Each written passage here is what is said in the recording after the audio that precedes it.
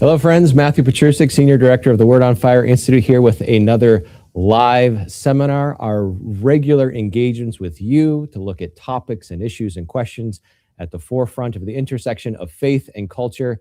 And we are delighted to welcome to the studio, to our classroom today, Dr. Ryan Burge, who many of you probably follow online on Twitter, on Facebook, X, I should say. He's really the preeminent I'll make a full introduction in just a moment. He's really the preeminent social scientist in the area of religion, and we're really blessed to have him here in studio. But as I always do, I want you to open up that little chat box at the bottom of your screen right now. Remember, this is a live event. We're not in the same place, but we're in the same time, and introduce where you are connecting from. And you'll see, once again, the great diversity, geographic diversity of the Word on Fire Institute family. So as you begin to join our live stream, open up that chat box, introduce yourselves, and remember, it's a two-day event, so we really want to hear from you, your comments and your questions. We'll be monitoring them today and tomorrow, which will be more conversational based. But please be participating in this with us. So without further ado, let me give the full introduction to our guest today. His name is Dr. Ryan Burge. He's a professor of practice at the John C. Danforth Center on Religion and Politics at Washington University in St. Louis. Before that, he was an associate professor of political science and graduate coordinator at Eastern Illinois University. He has authored over 30 peer-reviewed articles and book chapters, alongside 6 books about religion and politics in the United States. Dr. Burge has written for the New York Times, Politico, and the Wall Street Journal, and has appeared in an NBC documentary and also the CBS Evening News and 60 Minutes, which called him, accurately, one of the country's leading data analysts on religion and politics. He served as a pastor in the American Baptist Church for over 20 years, leading the First Baptist Church of Mount Vernon, Illinois, for more than 17 years until its closure in 2024. He's been married to his wife, Jacqueline, for over 18 years, and they have 2 sons. So I want to welcome him to our next seminar, the seminar you're in right now, What Every Evangelist Needs to Know About the Nuns. What every evangelist needs to know about the nuns. I'm sure you've heard this before, but in case you haven't, it's N-O-N-E-S, not the N-U-N-S. And today's presentation and following conversation is Understanding the Changing Religious Landscape. Dr. Burge, welcome. Thank you, sir. Well, thank you all. I hope you like graphs, because you're going to get a lot of graphs. That's how I tell people that's my love language, is data visualization. I made 1,700 graphs last year, and you know how I know that? Because I made a graph of how many graphs I made, because that's how obsessive I am about data visualization. So really the goal today is to just orient you to what in the world's happening in American religion, really over the last 50 years, what groups are growing, what groups are getting smaller, kind of is orienting you to the American religious landscape, and then we'll go into a deeper dive tomorrow. But there's a lot to learn about just what's happened to size of groups, how they've shifted and changed over time. So saying all that, let's get right to it. This is how social science understands American religion.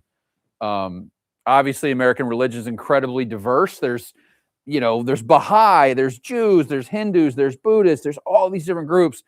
We can't give every group a line on the graph because we don't have enough space on the graph. So what we do is really collapse them into 6 major categories. We have 3 types of Protestants: evangelical Protestants, Catholics, we know that, right? There are the mainline Protestants in the blue. We're going to talk about them quite a bit today. And then there's the black Protestants down here in the purple. So that's our 4 types of Christian groups: evangelicals, mainline, Catholic, and black Protestants.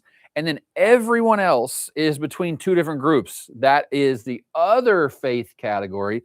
And guess who fits in the other faith category? Literally everyone else. Baha'is, Wiccans, Buddhists, Jedis, You name it, they fit into that category. And then the last group, which is the group that everyone wants to talk about, everyone wants to write about, everyone wants to understand, is the nones, the N-O-N-E-S. And by the way, I did not invent that term. It's been around for 50 or 60 years now, but it just describes people who are non-religious. We're going to talk about more of them in a second. That's a group that's incredibly diverse. It's not just atheists. It's not just agnostics. There are people who are spiritual but not religious. They express their faith in different ways, but they line up under a non-religious category. So let's talk about each of these groups in turn. Okay, evangelicals. I love this graph because evangelicalism has seen an incredible rise, but also a significant decline. And when you show this graph to 100 different people, you get 100 different interpretations of what and why and when and how. If I show this graph to my atheist friends, they'll go, oh, but look how much evangelicals have declined in America over the last 30 years, which is true, by the way. They were 29% of America in 1993. Today, they're about 19.5% of America. So that's a 10-point decline. That's absolutely the case. But if you start and look at 1972, the share of Americans who are evangelical is actually basically the same today as it was 50 years ago. So when we talk about religious decline, not every group has declined in the same way at the same rate. And there are still a whole lot of evangelicals in America. 1 in 5 Americans are evangelical. Numerically speaking, there are more evangelicals in America today than there were 50 years ago. So that's one religious group that is certainly holding on, being more consistent than other religious groups, which I'm going to show you in a second. But 1 in 5 Americans are evangelical. Now, why is this happening? This might be so if the biggest story, we talk about the nones, N-O-N-E-S, if that's the biggest story in American religion, the second largest story, the most significant story, and this story actually might be not as understood as the rise of the nones, is the rise of the nons, N-O-N-S. Now, for those of you who did not grow up around Protestantism, it's hard to describe what non-denominationals are, but they're basically defined by the fact that they're not part of a denominational church. They're not Baptist, Methodist, Lutheran, Presbyterian. A lot of these churches started in America in the last 50 years. Non-denominationalism is a very modern phenomenon. There's this great book by Finke and Stark called The Churching of America, which is sort of the Bible of American religious demography. It was published in 2005. They did not mention the word non-denominational once in that book. It just shows you how recent this phenomena is. But these are churches you see popping up all over America with names like the Vine and the Bridge and the Journey and the Ramp. They're typically in suburban areas. They're typically, the churches kind of often look like warehouses. A lot of them grow very quickly, become mega churches, 2,000 people or more, and they've exploded. The size of them is hard for us to wrap our heads around. So this orange line is the share of all Americans who identify as non-denominational. It was less than 3% of Americans back in 1972, which is about the same share of Americans who were Jewish. I mean, this is not a large number. No one was writing about this group. No one was talking about this group back in the 1970s, 80s, 90s, because it wasn't that big of a deal. But now it's gone from 3% to 14% of Americans. Guys, 14% of Americans is a whole lot of Americans. I mean, you're talking somewhere on the average of 35 to 40 million people are now non-denominational. The largest Protestant denomination is Southern Baptist. So this is 3 times that size. And then the share of all Protestants who are non-denominational has gone from about 5% to about 35% during that same time period. So 1 in 3 Protestants now is non-denominational. This is the reason that evangelicalism has not declined over time, is because this group has grown so rapidly. The future of American Christianity, American Protestant Christianity, it's non-denominational. And listen, I'm sure people will have questions about this later. There are some real upsides to that. A lot of these churches don't have all the bureaucracy. They don't have all the legacy. They don't have all these old buildings they have to maintain. But there's some real downsides. A lot of these churches are led by one person. The person who started the church is still pastoring the church. I always worry about issues of accountability with these churches. If God forbid there's some sort of sexual abuse allegation, financial abuse allegation, who takes who investigates that? Denominations have structure to make that happen. These churches don't have that kind of structure. People are drawn to this because it's new, it's interesting, it's innovative, it's different. And this is what American Protestant Christianity is going to look like in the future. The Methodists, Baptists, Presbyterians, Lutherans are all struggling, and these non-denoms are exploding. So get used to hearing more about these groups and trying to understand these groups more, because they're so incredibly important. Now, this is American mainline Protestants, okay? For those of you who don't know what a mainline, that's a term that some people have heard of, but some people haven't heard of. A mainline Protestant, they got their name from the fact that a lot of these churches were on the main streets of America back in New England. So if you go to places like Philadelphia, Pittsburgh, Baltimore, you would have churches like the First United Methodist Church, the First Presbyterian Church. So the mainline are 7 denominations. They're called the Seven Sisters. I'll show you a graph of those in just a second. But they represent the sort of more moderate flavor of American Christianity, Protestant Christianity. These are, denominations that dominated American life in the 1950s and 60s. There's data, membership record data back from the 1950s say that half of all Americans were on the membership rolls of a mainline Protestant church. Just think about that for a second. You're talking well over 100 million Americans were mainline Protestants. If you go look back in the 1950s and 60s, a lot of Methodist pastors, Episcopal pastors, Presbyterians, and Lutherans, they were the most influential people in those communities. They had the most power, cultural power, political power, religious power, obviously. And what I always like to mention is, if you go look at The Simpsons, the cartoon The Simpsons, the kind of church they attend, it was a Methodist church, a mainline Protestant church, because when the Simpsons were being written in the 1990s, that was sort of the default Protestant church, was a Methodist church. And so when you put the Simpsons in a church, you would put them in a mainline church. The mainline is not what it used to be, though. The mainline has declined, just an absolute tragedy over time. In 1975, about 30% of Americans are mainline Protestant. Now, what's fascinating to me is, just between the mid-1970s and the early 1980s, they'd already dropped from 30% down to 20% in just a 10 or 12-year window of time. And then from that point forward, it's just a continued slow and steady drop over time. I mean, to me, there's 2 eras. There's this era here, huge drop, and then there's this much slower, sort of gradual, incremental decline that you see over time. And now the mainline in America is less than 9%. This is probably the largest shift in American religion that people don't talk about, is how we go from, and you got to think, in 1955, 50% of Americans, today 9% of Americans. So you're talking 40% of Americans used to be mainline, are now not, and all the implications that has for those churches, that society, a lot of institutions. And if you look at their own membership data, you can see that their own membership data is indicating a very similar decline as well. So these are what we call the 7 sisters of mainline Protestant Christianity. A lot of these denominations actually have a corollary in the evangelical church. For instance, this is American Baptist Church USA. There's a Southern Baptist Church. That's the evangelical versus the mainline. On the PCUSA, there's a denomination called PCA. That's evangelical. PCUSA is mainline.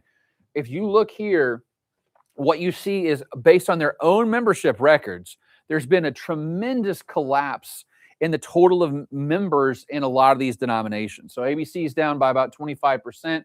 This is Disciples of Christ. They're down 75% since 1987. 75% since 1987. They're down to about 300,000 members in the Disciples of Christ. ELCA down 45%. PCUSA down 62%. Episcopalians are down 36%. United Church of Christ down 57%. And then the bottom over here, United Methodist Church. The United Methodist Church in 1968 was 11 million people. That's exactly the same size as the Southern Baptist Convention was in 1968.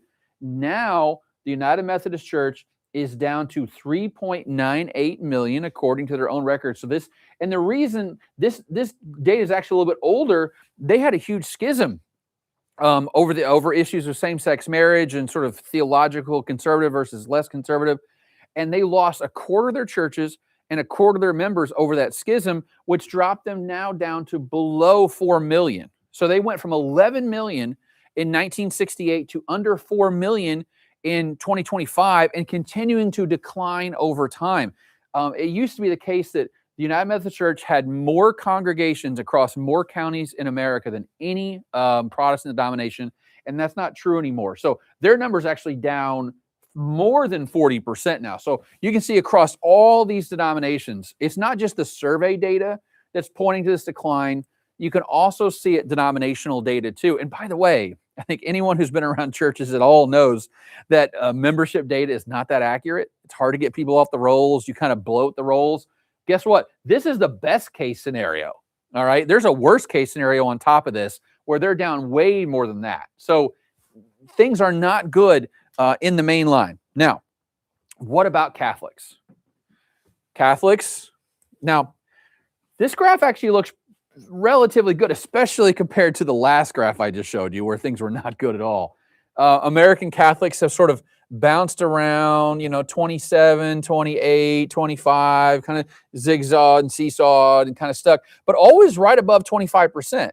I think it was very true that at least a quarter of Americans were Catholic for a very long time. You can see it all the way across here. But then you can see right around 2010, that number starts going down.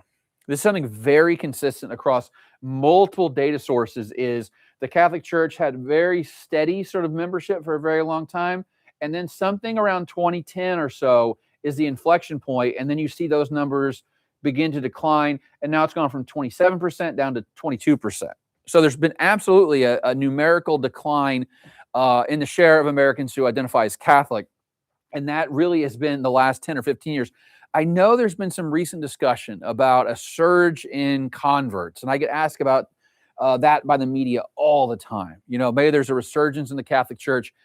If that's happening, and we're not entirely sure what the numbers on that look like just yet, it's certainly not shown up in the data at this point. So for me, the overall narrative around the Catholic Church is still squarely in the direction of decline, unless I would see a whole lot of evidence that would point me in an opposite direction. So 27%, now down to 22%. Now, this, however, might be the most important graph when we talk about Catholics.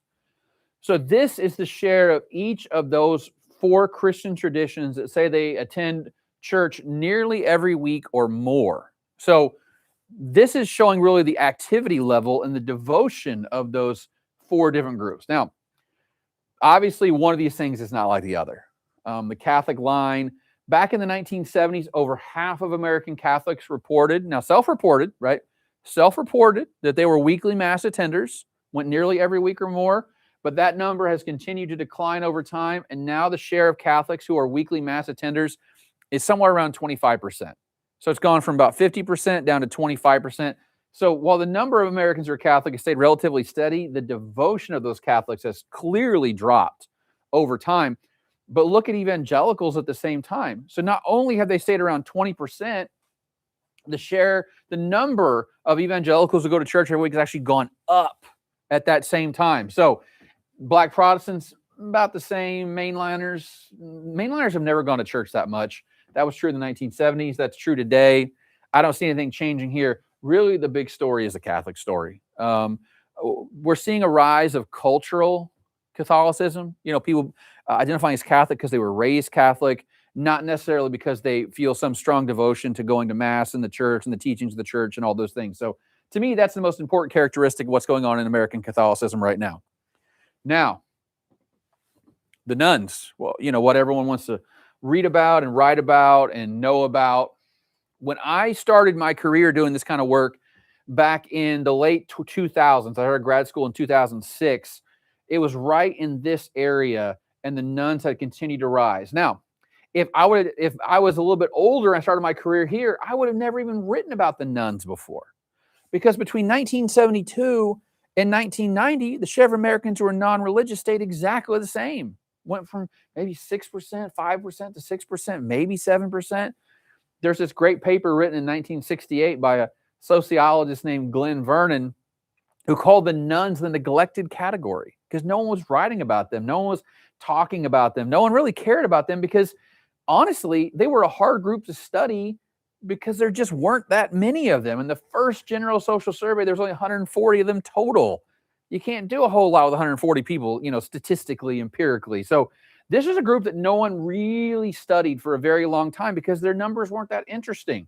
So, 6% to 7%. And then you see this inflection point in the 1990s. And I really do think this is the most crucial moment in our religious history, since we've all been alive, is the mid-1990s, because the share of Americans who are nuns went from about 7%, and then it ended the decade almost around 14%, almost doubled in just the 1990s.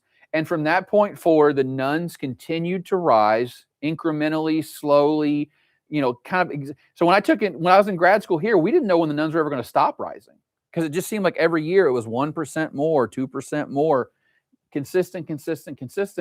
In 2018, they got to 28%. And now the last two surveys, that has declined a little bit now. This has them at 25. General Social Survey has them around 25%. Now, I don't want you who are watching this to misinterpret what I'm going to say right now. I don't believe this is going to portend a religious revival. I get asked that question all the time. When's the revival coming? How is it going to get here? When all these people are going to come back to church?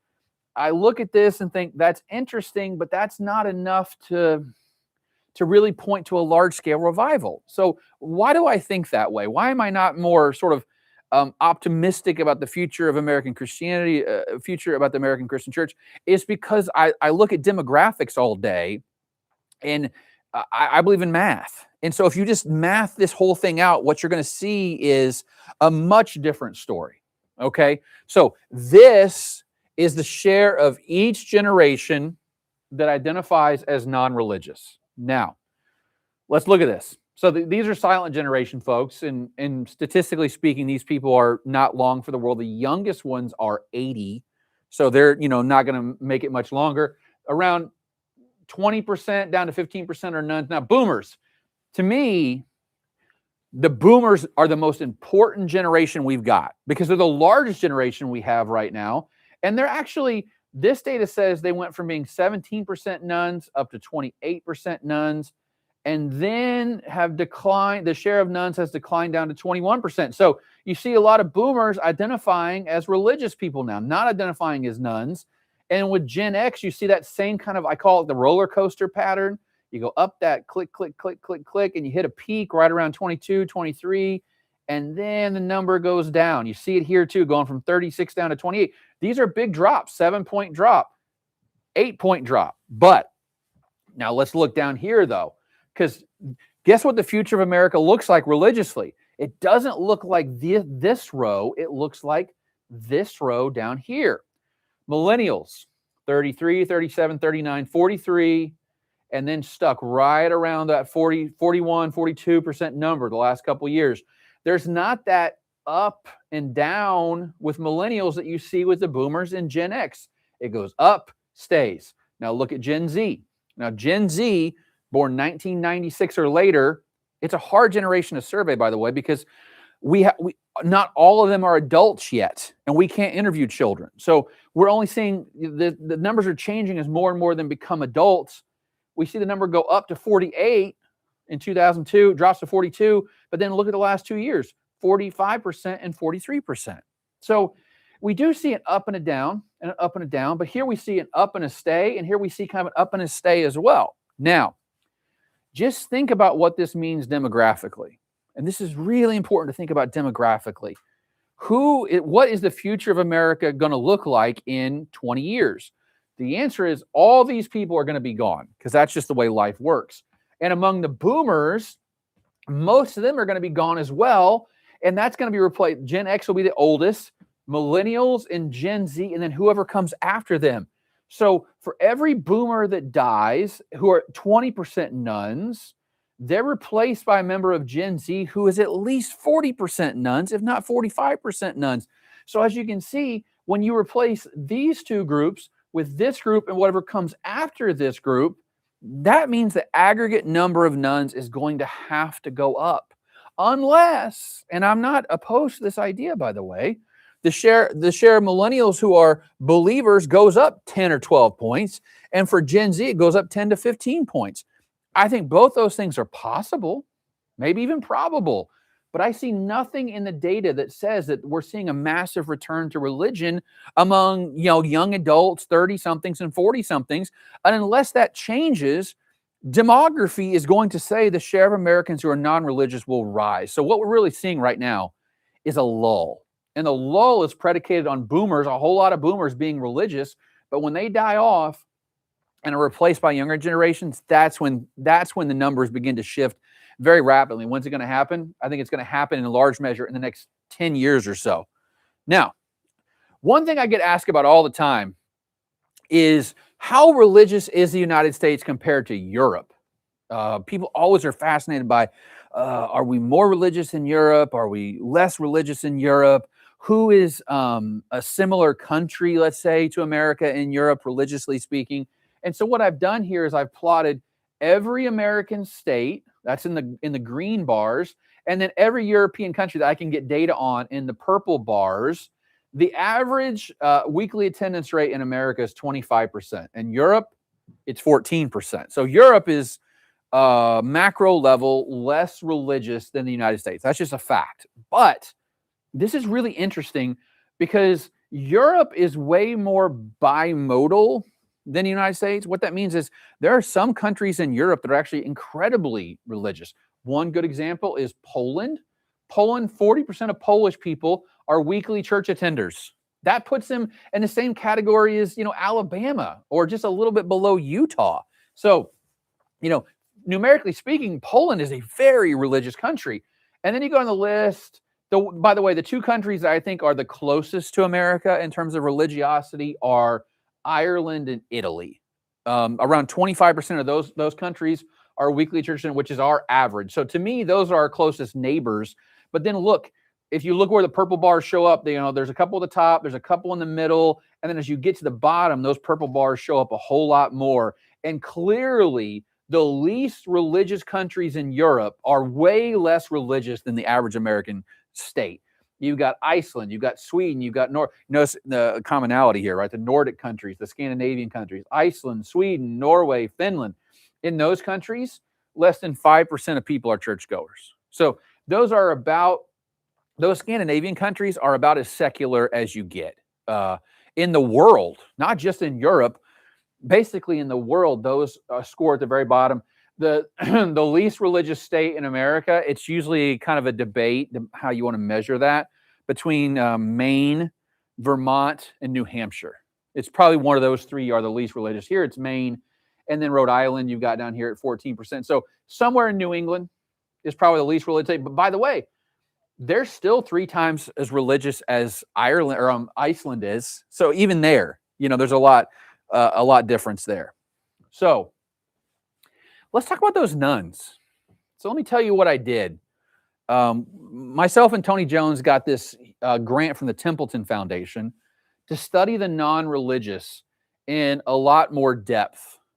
So we did a survey, over 12,000 non-religious Americans, largest ever survey of the nuns ever conducted.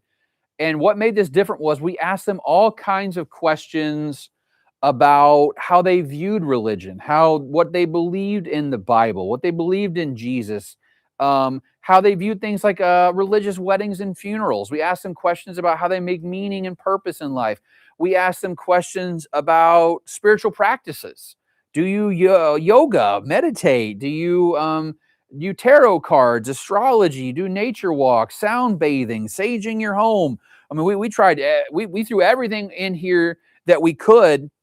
And what we really want to do is create a new typology of the nuns, a more helpful one than what we've had before. And so here's what we landed on. We think there are 4 types of nuns, and they're not at all the same, okay? So up here you've got the Ninos.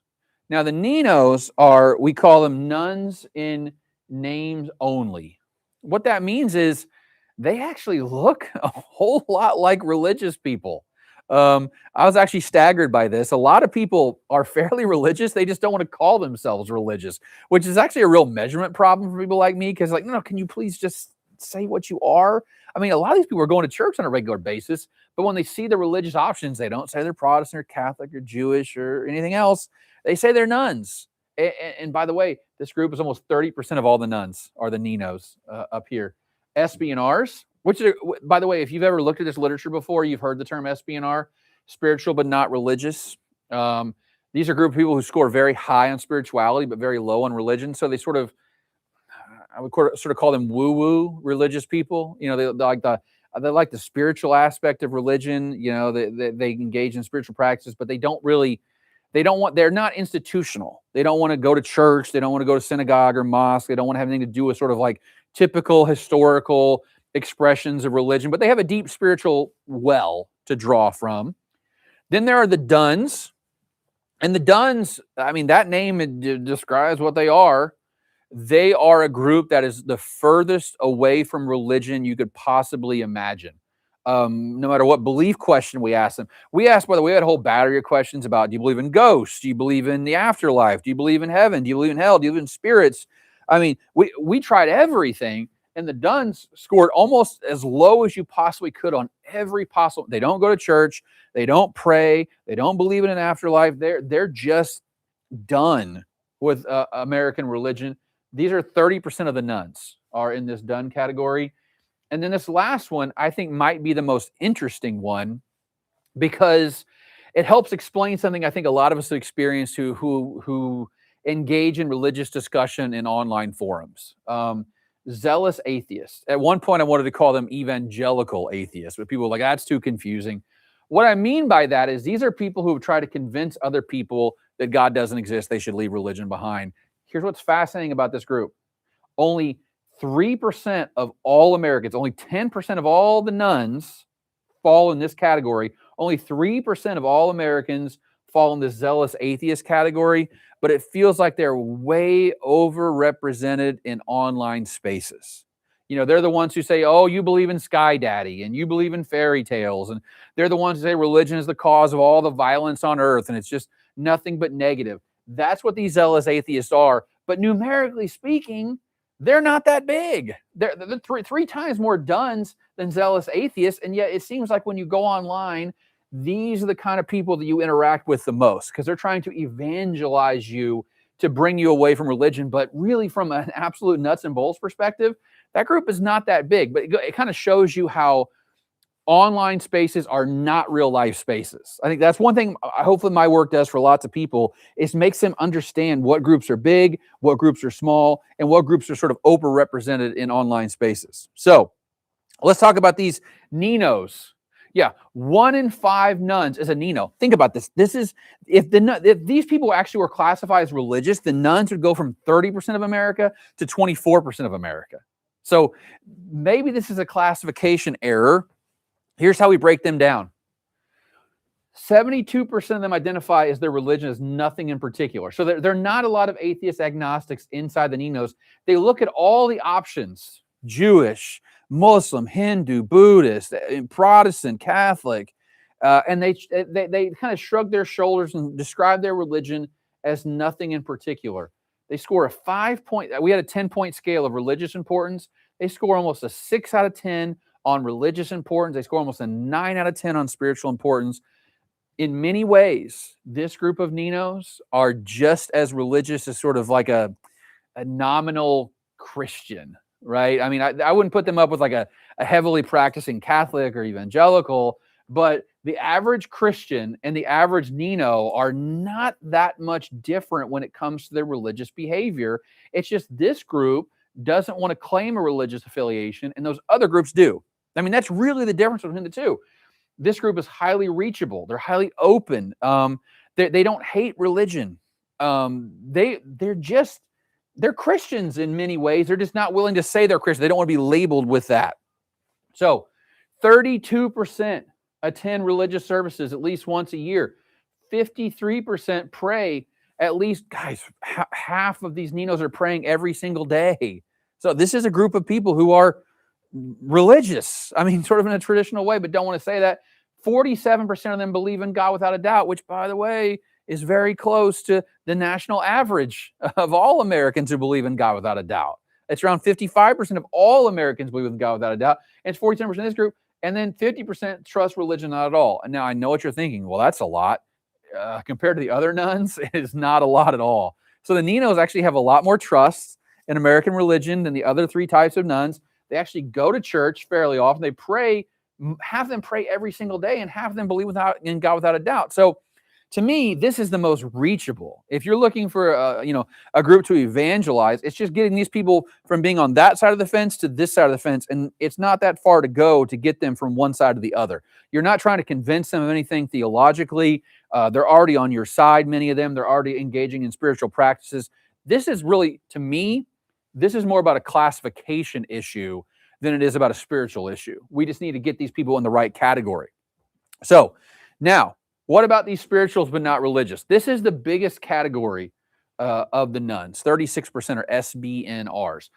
This is a hard group to get your head around because they don't like institutions. They don't want to be a Baptist or a Catholic or a Methodist or a Jew, but they still have a deep well of sense of wonder, right? They still want to feel something transcendent. They still want something above and beyond themselves. That's what these SBNRs are up to. So this sort of like the new age spiritualism, I think that's a pretty fair conceptualization of what this group is. They're big and they're amorphous and they're hard to sort of wrap our heads around. Now, why do we put them in this category? Well, this is really the reason here. On religious importance, they scored very low, just a 2 out of 10. So very low on religious importance, but look at spiritual importance, 6.5 out of 10. So what I think, this is the biggest gap between these two metrics of any of these religious groups. They score high on spiritual importance, low on religious importance. That's where you understand them, right? That they're very spiritual, but not that religious. And they don't want to be that religious. 93% don't go to church, though. 87% say they pray seldom or never. And I think this is 5% of them believe in God without a doubt. So these are not, quote unquote, true believers. These are people who sort of believe in a more generic higher power, let's say, than a specific Christian God or the Jewish understanding of God. They don't want to fall into the traps of their parents and grandparents. They're doing something new and different. And then look at here. 76% of them say they trust religion not at all. Remember that other one was 50%. This is 76%. They do not want to come to church. That's not how they're going to express their deep well of spirituality. They're going to go do something else. That's the SBNRs. Now, what about the nuns?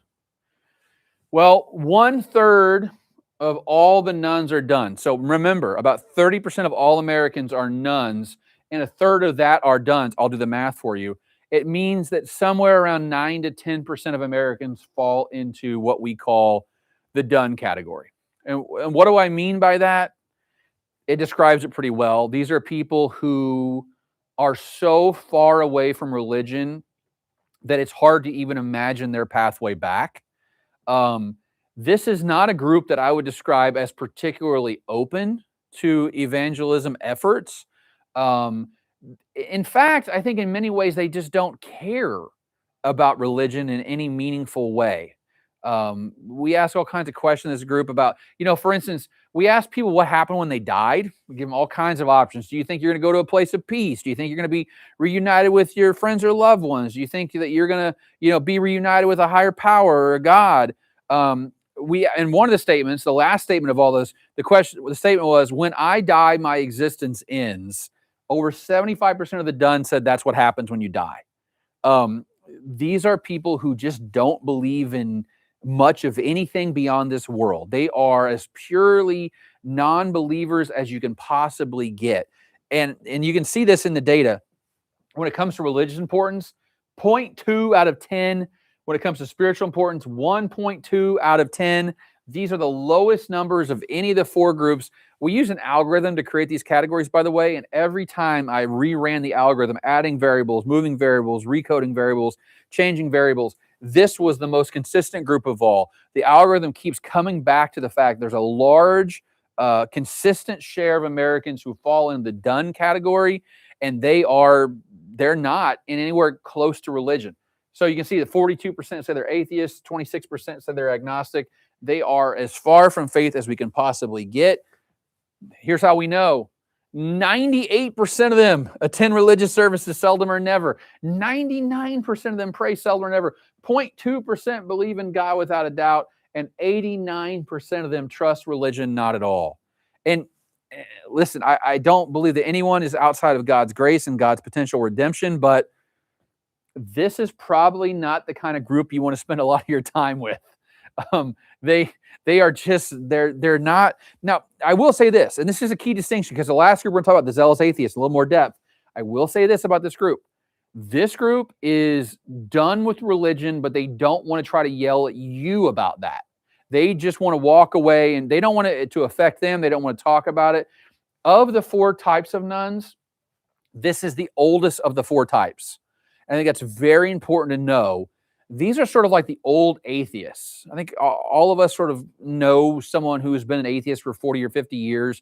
These are the kind of people who would yell at you about your beliefs 30 years ago and maybe even 20 years ago, but now they've sort of given up yelling at other people. At one point, I was going to call them laissez-faire nuns, which is sort of live and let live. If you want to believe in God, that's cool, that's fine, that's your thing, it's not my thing. They really don't care about religion. They are not religious, and they don't really care about it. They want to be left alone. So that's why I think in many ways this group is the hardest group to reach, is because they're so far away, statistically speaking, from every objective metric, but they also just they're not open to the idea of coming back to faith. So, and remember, that's 10% of Americans. These are the kind of people I always think that join the Freedom from Religion Foundation, Americans United for Separation of Church and State. These are older, liberal, college-educated, typically white folks who they're just over it. And they don't want they don't really care either way. Now, what about our zealous atheists?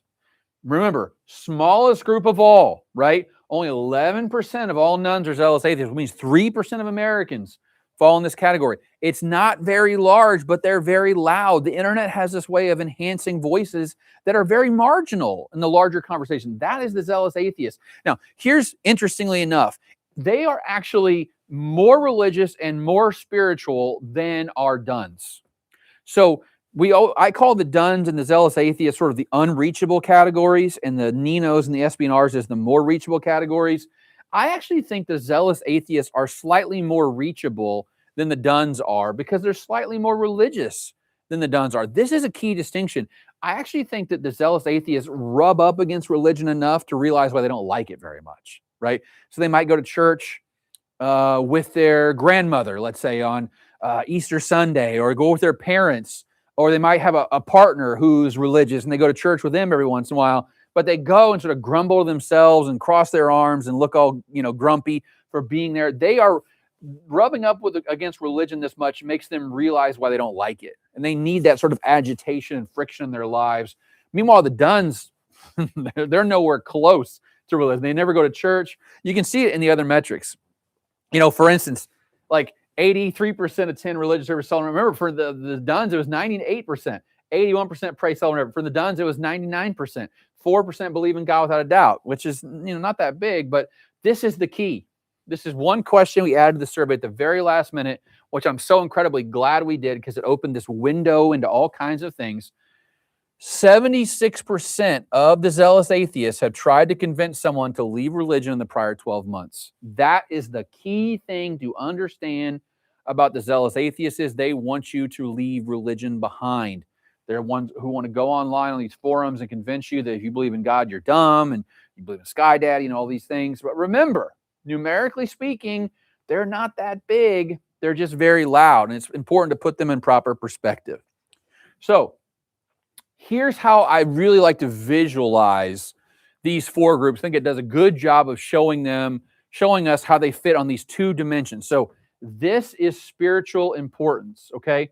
So very important, not at all important. Very important, not at all important. This is religious importance. Very important, not at all important. So If you were very religious and very spiritual, it'll be in the top right corner. You notice that very few people are in the top right corner. But look where Ninos are. They score a lot on this very top row for very spiritual, and you see even a lot over here in this top right corner. So very spiritual and very religious in this top right corner. This is what I mean by this group is actually fairly religious and fairly spiritual. And you don't see any of them in the bottom left, low on these metrics. You see them in the top right. Now look where SB and R's are. Top left, not top right. That means they score high on spirituality, but low on religion. Religion will put them over here. So I think this shot kind of shows you visually. Ninos are in the top right. SB and R's are in the top left. That's why we put them in this category, because they still score very high on spirituality. Now, compare these two groups though. Duns, 68% in not at all and not at all. So 2/3 of Duns are in that bottom left corner right there. Then another 22% or one click above that. It's 90% of the Duns are in that bottom left corner. Remember, they're done. That's why we call them there. There's none of them over here in the graph. But look at zealous atheists. Only 30% are in the bottom left corner, but they're more diffused out of that bottom left corner. I think this kind of shows you visually where these groups are. So more top right, more top left, strongly in the bottom left, not at all, not at all, and then a little less strongly in the bottom left. So I like this visual because it shows you which groups are closer to faith and which groups are clearly farther away from faith. This group down here is as far away as you can get. Now, what do they believe about God? Well, look at this. Among the Ninos, 48% say they believe in God without a doubt, and 26% say they believe with some doubts. That's a lot of belief. Now, among SB and R's, look where most of them end up, or the largest share end up in some higher power at 43%. But look here, among zealous atheists, and then among the Duns, you see these bars at the bottom get much, much bigger. So for instance, 50% of the Duns don't believe in God at all, and 42% take an agnostic belief. It's 42 and 26 here. So you can clearly see belief in God is very high among the Ninos. A more amorphous belief in God among the SB&Rs, and these two groups, no. They're very far from any sort of belief in God. So, why did they leave? Well, we wrote a book about this called The Great De-Churching, and we asked evangelicals why they left, right? Guess what the number one answer was? Friends. That's why people leave faith. Begin to miss church. That's probably about friends. Lonely and want to make new friends. You know what that's about? Probably about friends. If you look at the reasons why people leave church, the consistent answer over and over again is not spiritual things. It's actually social things. And I think for all those nuns we talked about, the social impact is much more prominent than the theological impact. We ask things about spiritual, supernatural phenomena. It doesn't show up that much. Good pastor, 18% said a good pastor would bring them back. Here's what I want you all, I know giving you a lot of bad news about the rise of the nuns and what all that means. Let me show you something really interesting from a recent Pew survey. They ask people, what do you think churches do? And what, do you agree with these statements? For instance, yes, churches are too concerned with money and power. This is people born in the 2000s. 62% said they're too interested in power. But look at this one. Churches bring people together and strengthen community bonds. 83% of the youngest adults in America say that churches bring people together and strengthen community bonds. That's, to me, the one thing you see in the data clearly is that young people are convinced of the social value of religion. They're lonely, they're anxious, they're depressed, and they're looking for a reason to come back to church. I think friends, between that last graph I showed you and this graph I showed you, I think friends is the number one answer above all those things. They want to come back because of friends. And then look at this. This is what blows my mind. So the same 6 questions, but I broke it down by religious tradition. This blue bar are the nuns. So obviously they're the ones who are most likely to say the church is too concerned with money and power. I think we can all understand why that is. They also think the church is too involved with politics. 77% of them said yes. But look at this right here. I think this is the most fascinating one of all. Churches bring people together and strengthen community bonds.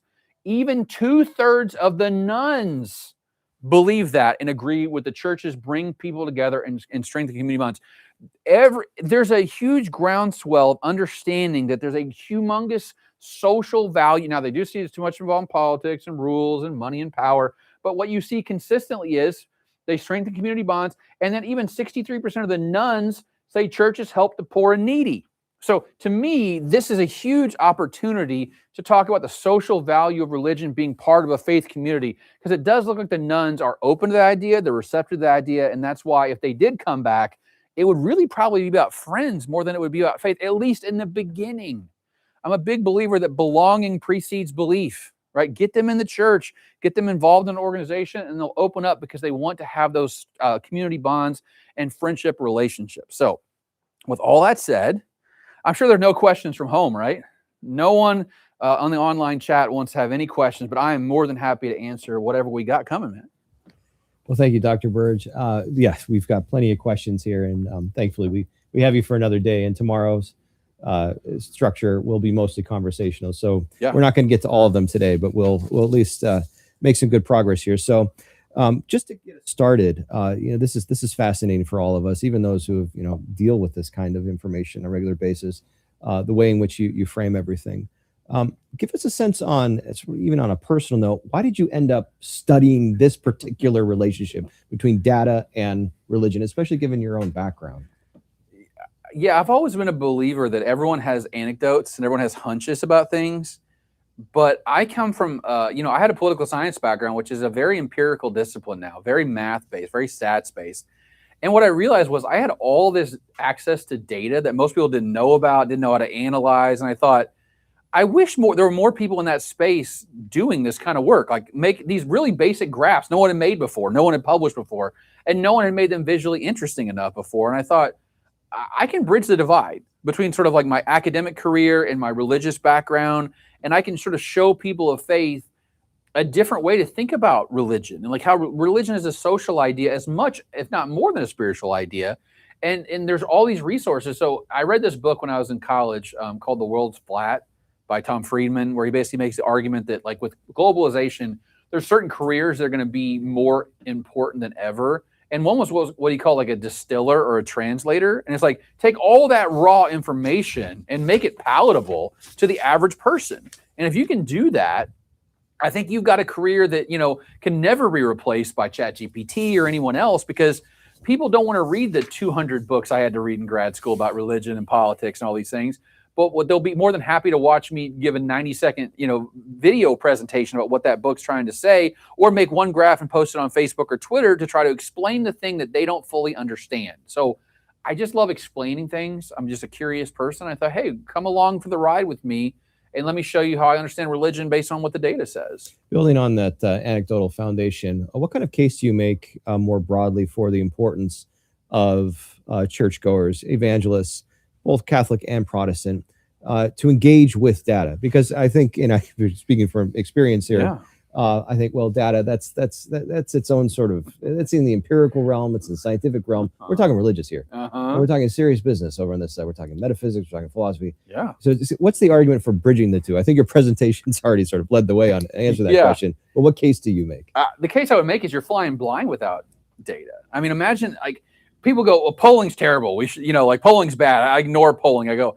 imagine, do you think polling is so bad that we would have Dewey defeats Truman in every election cycle? Like every election would be a total surprise on who wins. People don't realize this. The data is actually a whole lot better than people think it is. If you really dig, I call it the offensive lineman problem. If you ever watch football, you only hear the offensive lineman's name when they announce the starting lineups, right? Yeah. Or if he misses the block and, his defenseman tackles the quarterback, it's like, oh, you know what, that guy's terrible. But when he does his job, you never hear his, that's how polling is, by the way. Most of the time, it's very good. Every once in a while, it's terrible. And when people never forget the one terrible time. It's like you can't catch a break. Most data is actually really, really good. And it gives us a barometer. I mean, imagine flying without gauges. Oh, I feel like we're going fast enough, or I feel like we're flying. No, you need to know how fast you're going. You need to know what the weather looks like. You need to know what your pitch is. You need to know how much fuel you have. And I feel like you can't run. Listen, if you want to know who to reach and how to reach and what they're open to and the ideas they're interested in, if you want to know if your group's getting bigger or smaller, you've got to track the data. Now, that's not to say you should obsess over the data, because I believe you can't model the Holy Spirit, right? There's something that happens in faith communities that is indescribable. that transcends, any line graph I could make or any regression model I could run. But I find it fascinating how I can predict things with relative accuracy just by using basic statistical models, even in the religion space. For instance, there's a very strong correlation between the fastest growing churches and the fastest growing counties in America. I don't think that's hard to figure out why, right? It's easier to grow a church in a growing community than a dying community. Not saying that everyone should go plant a church in a growing community, but just saying, like, it's not all God, right? There's something else going on here, and I want to sort of bridge that divide between those two. The metaphysical world is great, but I also work in the empirical world, and I want to sort of be the bridge between those two different understandings of the world. We were talking about this before the cameras came on, but we live, of course, in an age of great skepticism. And that includes not only skepticism about the conclusions that we get from data, but the actual collection of the data itself. So you tell our members a little bit about your own methodology, both in the gathering and in the interpreting. Yeah, so most of the data I use is actually publicly available survey data that's been collected through groups like the National Science Foundation, right? So National Science Foundation, obviously funds things like cancer research and heart disease and all these things. Also funds social science at a much smaller scale, admittedly. And they make the data publicly available by using the best, methods that possibly exist. In my own work, I don't do, survey monkey polls, right? It's not like I put a poll up on Facebook. We use reputable survey firms to do market research. Fortune 500 companies are doing this kind of work. And by the way, guys, survey data, it ain't cheap. I mean, good data is expensive, and we actually spend the money to do that because a lot of these granting organizations want to have the best data possible. So the survey I showed, the 12,000 person none survey, is actually going to become publicly available for any scholar to use in the next couple months because we want that to become a public service for other people. Like, I tell people, like, I'm as transparent as I possibly can be as an academic. And I do that because I want you to check my work. My integrity is the most important thing I have. And so I try to approach this with openness and transparency, but I also try to approach this as an unbiased person as much as I possibly can. Like, I'm not playing for this team or that team. I'm playing for Team Truth, right? And trying to understand the truth. Think about this. If I'm a social scientist, I'm trying to understand how people behave. And if trying to understand how people behave is trying to understand how people were created, isn't that in some way trying to understand the creator behind them?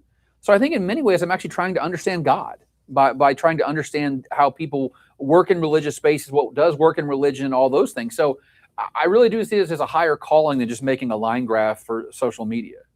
Especially as we begin to look at the differences among generations. On the data collection question, how are you and those who are studying these questions reaching young people who don't pick up the phone and even less are even responding to texts? Where are they and how are they captured? Yeah, if you had an answer to that one, we'd all be a lot better off. Polling young people might be the most difficult thing. That the most pernicious problem we have in polling right now is polling young people. They don't answer the phone, they don't answer texts. And the problem is, if you run surveys where people sort of opt into them, you're going to get a non-representative sample. I've written about this before because I have different surveys I use. Some are opt-in, some are probability-based. And let me tell you, the opt-in ones have a different sample than the probability-based, because if you're going to opt in to do a survey, it means you're already politically engaged. You're already religiously engaged. You're just much more of a joiner and a doer. So that's something we really struggle with. I think there's a couple of organizations, like, for instance, Pew spends a lot of time and money trying to get a better sample of 18 to 29. It's going to increasingly become a problem, though, as time passes. And my perception of that is we need to spend more time, more money, more resources, and more thought about how to educate the public about polling to make those young people less skeptical of polling and get them more engaged in polling. Right now, the answer is we sort of aggregate together multiple polls and sort of like the truth lies somewhere between all of those. And I think we have enough data to do that now. I just wish we had more, but it's going to become a problem. And by the way, guys, don't ask me about what's up with 13-year-olds, because if you would think polling 18 to 29-year-olds is difficult, polling teenagers is almost impossible. There's all kinds of ethical grounds there. You got to get parental permission. I've got to get it through the Institutional Review Board of WashU. Good luck with that. I mean, it's almost impossible to get a good survey of anyone really under the age of 30, but especially under the age of 18. The particular context for that question in looking at young people in particular, specifically related to the Catholic angle on this, is a lot of the anecdotal growth, and of course the growth there is in quotation marks, as you're pointing out. We're not sure of its growth yet, but it's among young people. And so how can we even be sure empirically that there is a surge if we can't measure it? I think that's just to kind of go like into the weeds of math for a second, right? So our full sample is, let's even say it's a good survey, 10,000, which would be really expensive. How many are 18 to 29? The answer is probably 15% of that. So now you're down from 20,000 down to about 3,000. And then to see a statistically significant change, it's going to have to be a move of 3 to 4 percentage points in one direction or the other, and consistently. So like, that's why, like, you know, you can hear anecdotes. And by the way, polling is also delayed too. Like, you don't put polls in the field like every 3 weeks. It's every year, every 2 years. So you would need to see that movement be sustained for a long period of time. And it would need to be large enough statistically to be outside the margin of error consistently for you to have any trust in that. That's why, like, my job is so, it's frustrating because people want me to have a clearer answer than I have. Right. You know, like, I'm sort of like, I'm guessing in some ways, like tea leaves and looking at trends and like really feeling the data out. You can see a picture on social media of a Catholic church that's so full that people are out in the sidewalk, but I can't look at a line graph and find that anywhere. I mean, we've got to be clear that, like, you would need to see that happen thousands and tens of thousands of times for it to actually move the aggregate trend numbers. And I only deal in aggregates. I don't deal with like, oh, one parish in Oregon or, you know, Right, one parish in New York. I think that's the difference. Like, when I post a graph saying Catholics are down, the response will always be, well, in my parish, they're up. I'm like, I'm not saying that you're wrong. I'm telling you, I don't study your parish. I study the macro level trends. I think that juxtaposition is hard for people to understand from my perspective. Do you have any insight onto this sociological, maybe we can call it a psychological question of, specifically with Catholics, why there's such a large percentage of Catholics who identify as Catholic who don't go to Mass? Have you ever uncovered any insight into that question? So I'm actually writing quite a bit about this recently, trying to understand. Catholics are okay. Cultural Catholicism is a very real thing in a way that it's not true for Protestants. Okay, so a lot of Protestants, if they stop going to church, will stop saying they're Protestant. Like, there's not such thing as like cultural Baptists or Presbyterians, right? Like, if you stop being Presbyterian, you aren't Presbyterian. You know, you say you're a nun, right? Yeah. A lot of Catholics will say I'm an atheist Catholic, or I'm a Catholic because my grandmother was Catholic, or I'm Irish, Italian, Hispanic. You know, like, Catholicism has almost become more than theological. It's become sociological. I think that's the real, which makes it really difficult for me from a measurement perspective, right? So I have this poll where they ask people, do you think someone else could be a good Catholic and blank? Like, not go to Mass? Yes. I mean, even like 30% of Catholics said you could be a good Catholic and not believe in the resurrection. Yeah, I know. Yeah. So, but it just shows you, like, there's this concept in social science we call boundary maintenance. Yeah. Which is just the idea of like us versus them. Like, how do we police the bright line between us versus them? Evangelicals have a very strong boundary maintenance network, which is like, oh, that's heresy, you're out, or you're in, you know, all these things. Catholics don't really have that. Like, the magisterium tries to sort of institute that, but the laity won't buy it. They're not into it. So actually, in like a couple of weeks, I had this widget coming out where you can say what percentage of Catholics, there's like 10 options, do the following things: go to confession once a year, you know, believe that abortion's murder, you know, like, so, and it can actually show you the share of Catholics who are like true, whatever you think the definition of true Catholicism is, it's a whole lot less than what you think it is. Like, the share of Catholics who go to Mass once a year and go to confession once a year and go to Mass once a month is less than 20% of Catholics. So Catholicism has sort of bled into this something else entirely that's not particularly religious. And what's funny is the people online are convinced if you only look at real Catholics, you'll find they're as religious as evangelicals are, as conservative as evangelicals are. And that's not true either. Even among Mass-going Catholics, there's still a gap on a lot of these issues. So Catholicism is just a different understanding of religion than Protestantism is, for sure. Within that set of Catholics, of cultural Catholics, do you have any data on, are these people claiming, because there is a substantive unity to what defines Catholicism, in terms of what defines, you know, a good Catholic, meaning someone who would uphold all of the clearly defined beliefs, moral and theological of the church. Are those who are claiming cultural Catholic, or in that cultural Catholic category, do they not know the church's teachings, or do they know them and do they reject them on principle? So, like, for instance, transubstantiation is a great question to ask on surveys because that's a Catholic distinctive. What you see is among Catholics who go to Mass less than once a year, most of them don't understand transubstantiation. Among those who go more than once a year, it's the vast majority do. So there is a theological education piece to it for sure. But I think a lot of it is like, there's a series of questions to ask on these topics. Do you defer to the leadership of the church? Do you reject the church completely? Or do you sort of go between?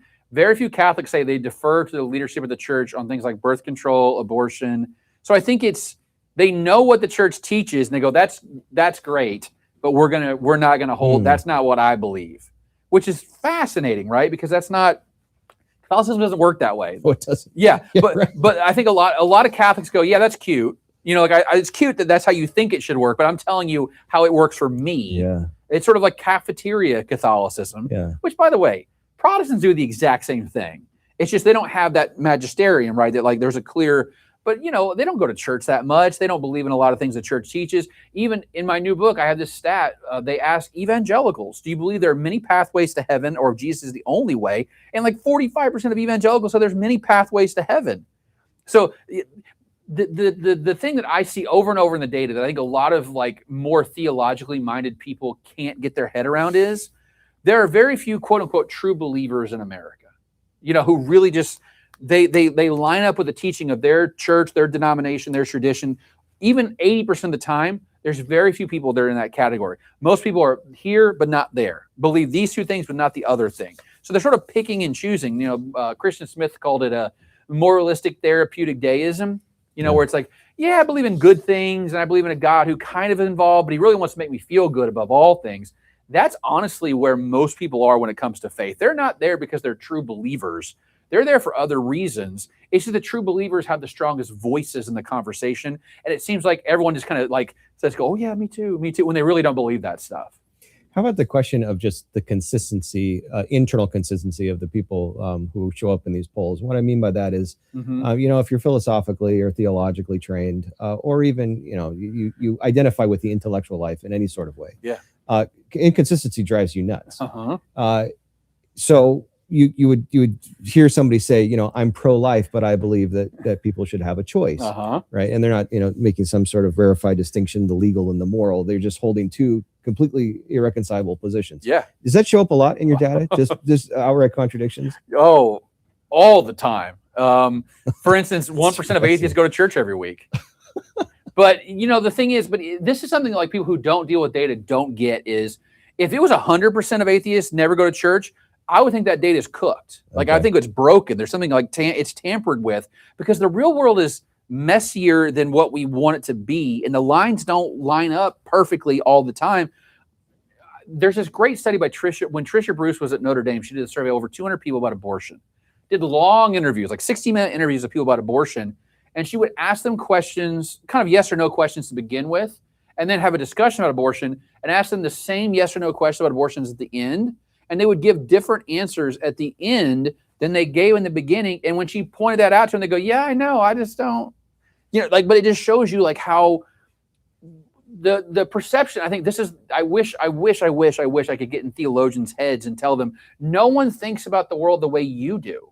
Like you are a weird, statistically speaking person because you have a sort of consistent, coherent worldview. Most people don't do that. They're just trying to stumble along through life and get through each situation on its own. And yet theologians get sort of like, they get upset that people aren't as consistent as they are.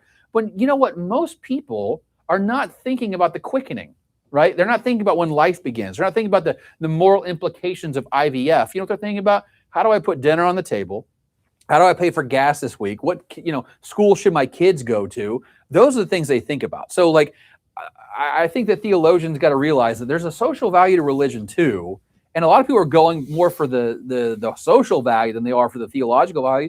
And they might not believe in most of it or any of it, but they're there because their friends are there. This is a very hot political issue, but sort of abstracting from the politics of it. What role does immigration play in the data from sort of a 30,000 foot view? Yeah, you commonly see this like misconception rolled out, which is like, if you want to make America more religious, just make us more open to immigrants, because people who immigrate here are more religious, which is true. The problem is that they assimilate to America, which means they become less religious.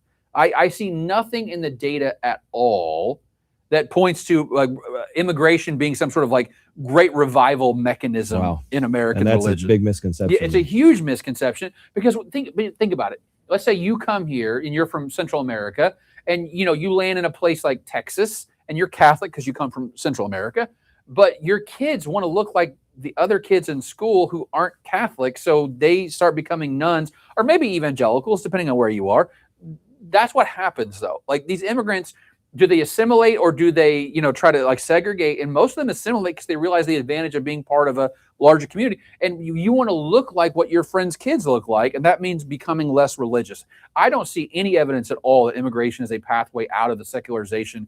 Now, I think for the Catholic Church, it's not a bad idea. I mean, if you look at where Catholicism is growing in America, it's in counties that have a lot of Hispanic immigrants. I mean, place in the Southwest. So, but I think that creates a whole secondary set of problems. I always talk about there are towns in Iowa that have had huge influx of, immigrants from Central and South America to work in the factories. But do you have two masses or do you have one mass? Spanish speaking, English speaking? Because that creates no, we're one body in Christ. But no, we want to speak to people in their own language. But no. So it creates it solves a problem, but it creates another problem on top of that. So it's not a unalloyed good. And are you seeing that like second generation, third generation? Do you see the same trends over time? Yes, it's very, very consistent. If you look at, the question is, are you an immigrant? Or are you, your parents immigrants, your grandparents immigrants? You see every step along the way, those people become more and more secular. So I don't see any evidence that people are coming here with Catholicism and sticking with it in any way that's different than like Americans as a whole. So you pointed to sort of pivotal time periods for your dad. One for the Catholic Church in particular. I think it was 2010, but one for the rise of the nuns, the mid-1990s. Yeah. What insights you have into the causes between, and why those periods, especially since when we sort of track modernity, the 90s was, why didn't this happen in 85? Why didn't it happen in 89? Why did it happen in 92? Same with the Catholic Church. Why 2010 of all periods? So the 2010 thing, I honestly don't have a good answer for that one. That's not one. There's nothing culturally that happened in America in that period of time. Now the 90s, I think there's a lot of like historiography that we can talk about. So the 1990s, a couple things there: the fall of the Berlin Wall and the decline of communism. Remember, before that, in the Cold War, you couldn't be an atheist without being a communist. Like those things were linked together. But when the Berlin Wall falls, now it's like, oh, you can be an atheist and not hate America. That opened the door a crack, I think, to the idea of being a non-religious person. We also have politics got a lot dicier in the 1990s. The culture war kicked off really in the 1990s. That's true, There's a Newt Gingrich contract with America, like they're the party of evil and we're not. That kind of rhetoric. If you look at the data, it's very clear that that's when liberals began to leave the church in massive numbers in the 1990s, and conservatives didn't. So it was definitely a left-leaning political thing as drew people away. And then the one thing is the internet. I mean, the internet, the problem is everyone thinks it's the internet. And I think it's the internet too. I can't study it though, because everyone got the internet at the same time. Yeah. I wish we would have taken like 20% of Americans said, no, you don't get the internet for 10 years and we're going to figure out how you're different. But, internet uptake was like 75% of Americans got internet in 3 years. So you can't control and treatment group. So I do think the internet had an impact. I just can't isolate that impact in any specific way. I mean, I think it did a couple things. First off, it allowed people to explore other religions that weren't their own in a faster, more efficient. Remember, you had to go to get the card catalog and like go to the library and all that. Now you can just go on the internet. The other thing it did, though, was it allowed people to realize they weren't alone in the world. I think that might be the most important thing. I mean, imagine you're an atheist in Mississippi in 1960. I see, yeah. You're not going to say that on a survey because like your family's going to ostracize you and your job might fire you. But then in the 1990s, you could go on a forum and find other atheists who live in Mississippi, which means you're emboldened to say what you actually are. So I think the internet actually kind of revealed more preferences than anything else. We're almost out of time, and there's so much more we're going to get to. Thank God we have tomorrow. Yeah.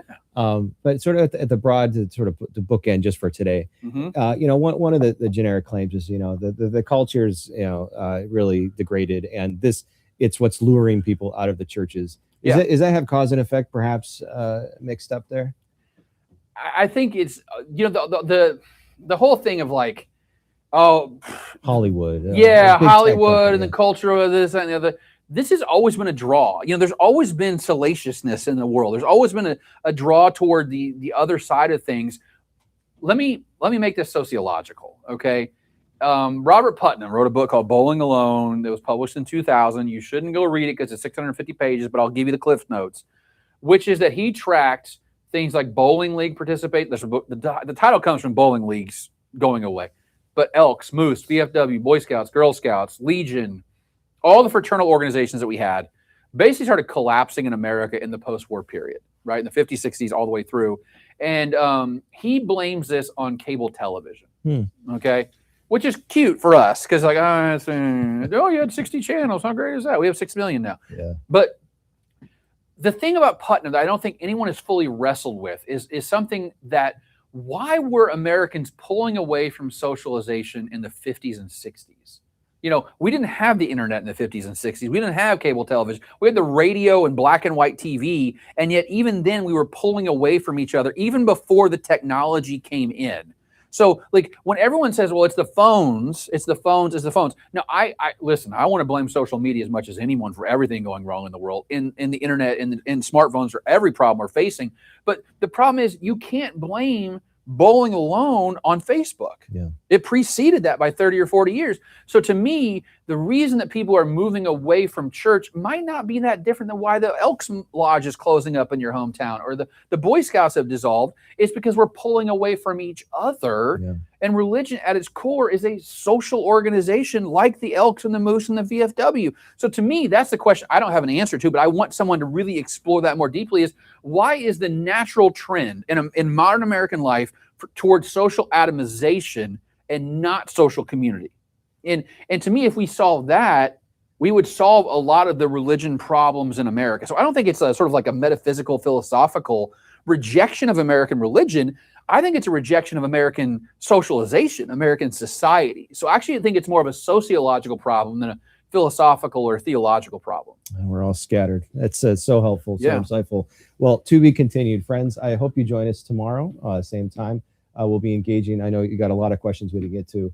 We'll be getting them tomorrow as we have day 2 with Dr. Ryan Burge. See you then.